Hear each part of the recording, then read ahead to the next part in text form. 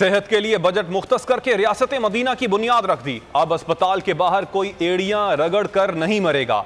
ये वो तब्दीली है जो अवाम की हालत बदल देगी। मुआविन खुसूसी वजीर आला पंजाब फिरदौस आशिक अवान की मीडिया से गुफ्तगू बोली। इमरान खान ने एब्सोल्युटली नॉट कहकर अपने साबिक वजीर आजम का भी बदला ले लिया है, जिसके कपड़े उतार कर तलाशी ली गई थी।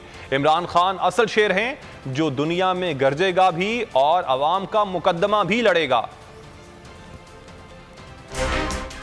जो वजीर आजम ने बार बार इस कौम से ये वादा किया था कि ना मैं खुद झुकूंगा किसी के आगे और ना इस कौम को झुकने दूंगा, आपने देखा कि एब्सोल्युटली नॉट कह के उन्होंने पूरे 22 करोड़ अवाम के सर जो हैं वो फ़ख्र से बुलंद कर दिए हैं और उन लोगों को भी ये पैगाम दे दिया है कि जिनकी पतलूनें जो हैं, आपको पता है कि सिक्योरिटी के नाम पे बैरून मुल्क एज ए वज़ीर आज़म भी वो जिस तरह से उतरवाई गई, उन्होंने एब्सोल्युटली नॉट कह के साबिक वज़ीर आज़म के साथ होने वाला नामुनासिब जो रवैया था उसका भी बदला ले लिया।